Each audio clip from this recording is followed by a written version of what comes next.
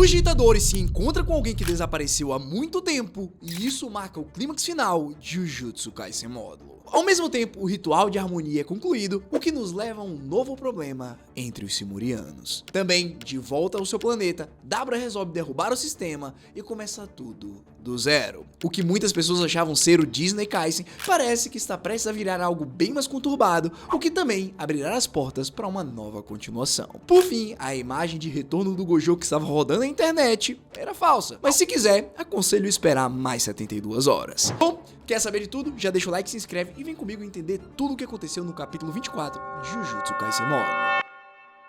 Pessoal, vamos começar do começo. O capítulo abre com uma vista mais aberta sobre a cidade. Essas partículas de luz que aparecem subindo significa que os espíritos amaldiçoados estão sendo dispersados, deixando de existir por conta do ritual de harmonia. Humanos e Simurianos juntos observam de longe o mundo mudar para sempre. Diante de um cenário como esse, Miyaguni, que antes tinha planejado o sacrifício da Yuka, agora olha para as luzes e sente uma espécie de paz interior. Miyaguni então entende que a forma com que os espíritos amaldiçoados estão deixando de existir não é um exorcismo comum e brutal. É mais como se eles tivessem encontrado a salvação. Pessoal, se até alguém que usa os outros para se beneficiar pensa assim, talvez a medida tomada pelo grupo do Maru não tenha sido tão ruim, e isso é incrível. Afinal, durante toda a história de Jujutsu Kaisen, espíritos amaldiçoados foram tratados como inimigos, coisas a serem destruídas, exorcizadas, eliminadas. Mas o que o Maru e o Yuji fizeram foi diferente. Eles não destruíram os espíritos, eles deram passagem para eles,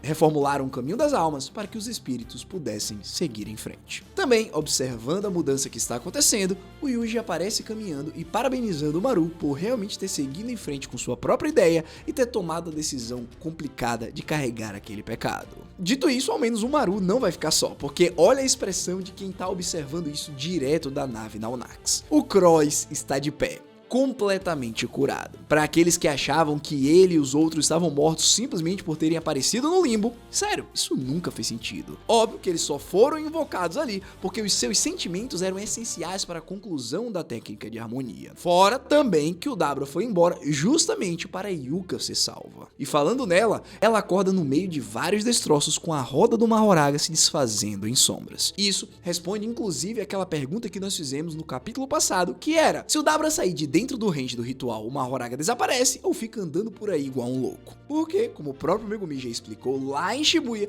o ritual de exorcismo só acaba quando o Shikigami é derrotado ou todos os participantes estejam mortos. Bom, a Yuka estava em morte suspensa e o Dabra foi embora. Imagino que isso tenha cancelado o ritual. Só que, mais do que viva, a Yuka parece bem... Vocês lembram, óbvio, que ela tinha um tumor no cérebro, né? Que ela só tinha, 6 meses de vida restante. Pois é, quando ela se levanta e põe a mão na cabeça, ela diz que não dói, provando que o Maru conseguiu usar a técnica do Mahito para poder curar a Yuka definitivamente. Logo depois de perceber isso, a Yuka liga para o Tsurugi só para ouvir a voz do seu irmão, e isso é absolutamente lindo. Lembrem que antes da luta contra o Dabra, ainda no avião, a Yuka teve um momento em que ela começou a alucinar pensando que o Mino era o Tsurugi, e naquele instante ela se despediu. Foi triste, pois ela não teria nem a chance de dizer aquelas palavras para o seu irmão. E enquanto ela caía do avião em rumo à arena de duelo, tudo que ela conseguia pensar era que se tivessem mais uma chance de reencarnar, ela gostaria de renascer com o Tsurugi ao lado dela novamente. Passar por tudo isso para ser curada e poder ir para casa é de fato algo maravilhoso. Fora que a simplicidade das suas palavras é o que torna a cena tão bonita. Não precisa de discurso épico, não precisa de declaração dramática. Só 2 irmãos, 2 sobreviventes decidindo que tá na hora de ir para casa descansar. Agora, vamos para a parte mais intensa do capítulo, mas não a mais reveladora, calma. O Dabra, como sabemos, voltou para Simuria, e a primeira cena dele lá é ele na frente do chefe da tribo de Deskunte, o velho tarado que tá agarrado nas minas. Esse é o mesmo chefe que amaldiçoou a irmã dele, o mesmo que o forçou a matar o melhor amigo, o mesmo que usou a Espejo como refém para controlá-lo. Antes que o ancião pudesse fazer alguma coisa, várias luzes aparecem ao redor do que parece ser um castelo e destrói tudo. E obviamente isso é a técnica do Dabra, o cara resolveu impor um pouco de respeito naquele velho tarado. Só que diante daquele ataque repentino, o ancião começa a tremer, tenta chamar os guardas, mas quando ninguém responde, ele ameaça o Dabra dizendo que se ele o tocasse, a Espejo morreria. Infelizmente para ele, essa moeda de troca não existe mais, porque Espejo, ao ouvir isso, pela primeira vez retira a espécie de véu que ela vestia e manda o ancião apenas tentar matá-la. Só que ao invés de fazer isso, o ancião apenas arregala os olhos, pois ele percebe percebe que a maldição está sendo desfeita. Também, isso daí é devido aos efeitos da corda negra que o Dabra pegou na África antes de ser mandado de volta para Simúria. Bom, sem sua moeda de troca, o castelo termina de explodir e os descontianos ficam completamente assustados com tudo colapsando. Então, praticamente na velocidade da luz, não sei porquê, o Dabra aparece no meio do povo e joga o que aparenta ser um chapéu de ancião no chão, se bem que também pode muito bem ser o crânio do chefe. Ao fazer isso, ele declara que a partir daquele momento, ele é o novo chefe da tribo. Sem perder muito tempo, o povo todo se ajoelha rapidamente com zero resistência. Era de se imaginar, porque assim, o Dabra é tipo o Gojo Satoru do planeta deles, não no nível de força nem nada do tipo. Na verdade, eu nem vou fazer essa comparação, e sim do tipo de relevância que ele tem e de potencial de força que ele tem em relação aos outros. Ainda mais agora que ele veio da Terra cheio de técnicas novas, inclusive reversão de feitiço, expansão de domínio e sei lá mais como que evoluiu. Se antes ninguém era capaz de vencê-lo, imagina agora. De qualquer forma, a primeira ordem que o Dabra dá como chefe é que eles devem construir um túmulo para o Dura e coroá-lo como um espírito heróico. Mas depois disso, bem, ele pensa por um tempo e decide que, depois que essa ordem estiver concluída, ele vai deixar de ser o líder e todo mundo pode fazer o que quiser.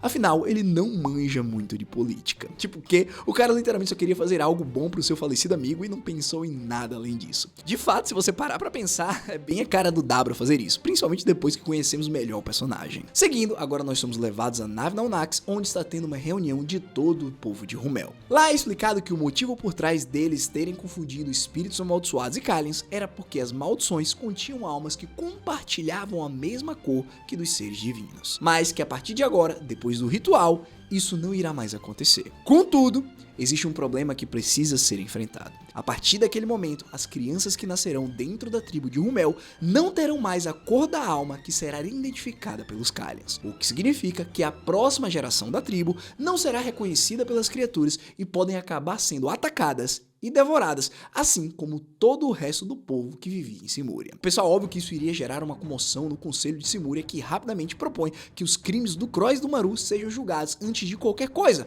Afinal, eles fizeram tudo isso sem consultar ninguém. Pessoal, como o próprio Yuji mencionou, esse é um pecado que precisa ser carregado. De qualquer forma, atualmente tem 52 Kalians a bordo da nave e uma decisão precisa ser tomada. Dito isso, antes da situação escalar ainda mais, o ancião Jabaloma toma o lado dos meninos, ignorando a questão dos crimes, e diz que novas medidas serão necessárias a partir daquele momento, pois eles começarão a viver em um inferno. Alguns até tentam instigar o Jabaloma, mas o próprio Usuki manda todos calarem a boca, porque ele também tem questões que quer perguntar, mas ficará em silêncio até que tudo tenha sido posto na mesa. Diante disso, o Maru continua a explicar que durante o ritual de harmonia, ele ficou hesitante em exterminar os Kalians da mesma forma que fez com os espíritos amaldiçoados. Afinal, se de fato as criaturas começarem a devorar as crianças, a relação entre eles não poderá ser mais a mesma. E se fosse para tratar os Kalians como gado, teria sido melhor que eles tivessem sido eliminados. Porém, ele não teve coragem de tomar essa decisão sozinho. Por isso que agora, em frente de todo o conselho, o Maru e o Cross perguntam o que deve ser feito. Considerar os Kalians animais selvagens que irão atacá-los no futuro, ou fazer algo diferente. Sinceramente, na minha opinião, achei que o Maru foi fraco na sua determinação nesse momento. Velho, ele já tinha feito a pior coisa possível, que era mexer na alma das pessoas para que elas não venham mais ter energia amaldiçoada. Eu até entendo que ele queira levar a opinião de todos em consideração, porém, mais uma vez,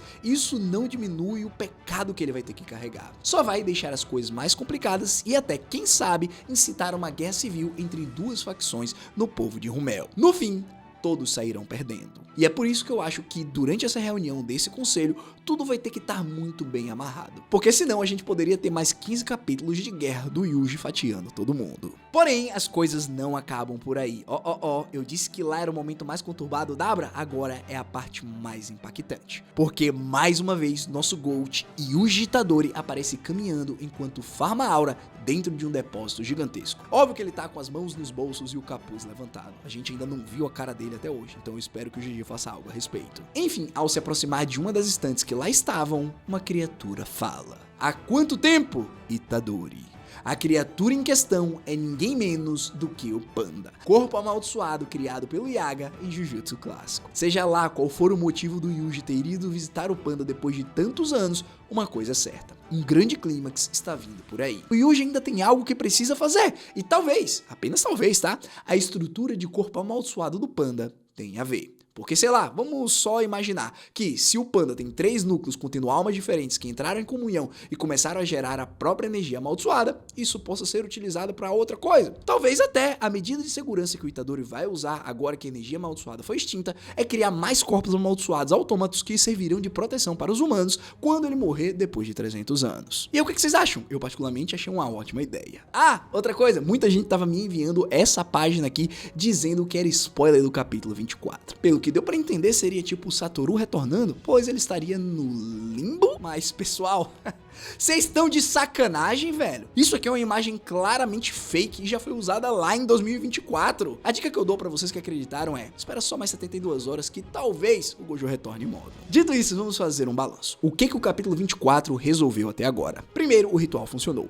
O ritual da harmonia foi um sucesso. Os espíritos amaldiçoados estão encontrando a paz, não a destruição.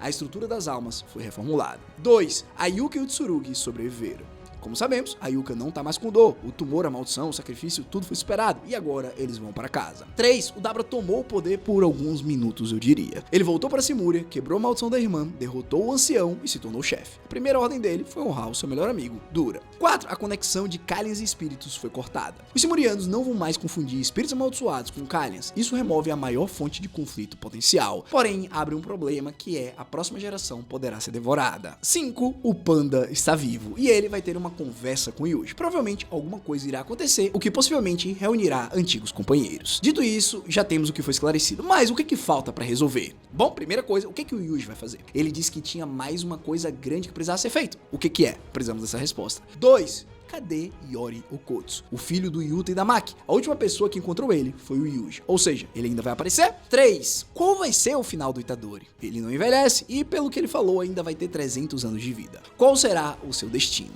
Pessoal, o capítulo 25 vai ser um super clímax, segundo o editor, com 3 páginas coloridas. Provavelmente também estamos a 2 capítulos do final e o GG escolheu gastar esse capítulo com fechamentos. O Dabra teve seu fechamento, o Yuka e o Tsurugi tiveram seu fechamento, o conflito dos Kailians parece estar se encaminhando e agora também falta o fechamento do Yuji. E parece que teremos outras pessoas. Então, assim, o que eu achei desse capítulo? Honestamente, eu gostei muito mais do que eu esperava. Depois do capítulo 23, que foi extremamente polêmico, eu estava preocupado. O off-screen do Dabra vs Mahoraga deixou muita gente com raiva, inclusive eu não vou negar. Fora que a explicação do ritual foi densa demais para alguns. Porém, o capítulo 24 fez as coisas certas. Ele deu consequências. O ritual funcionou, a Yuka sobreviveu, várias coisas do Disney Kaisen aconteceu. Porém, no final, o GG não nos decepcionou, porque uma nova incógnita se abre para o futuro. O único problema é que ainda parece estar muito apressado, porque em um dos capítulos eu não sei se a gente teria realmente um fechamento satisfatório. Mas, falando especificamente do capítulo 24, eu digo que sim, foi satisfatório. Não perfeito, mas ok. Agora falta a gente comentar uma coisa. Esse é o fim geral do universo de Jujutsu Kaisen? Obviamente que não. Semana passada o GG já tinha confirmado que continuaria a escrever depois de morte. Principalmente agora que vimos que deu certo o ritual, vários problemas surgem. E, independente de qualquer coisa, nós como fãs queremos ver um mundo onde as pessoas precisarão lidar com as escolhas do Yuji, que depois de 300 anos não estará mais vivo.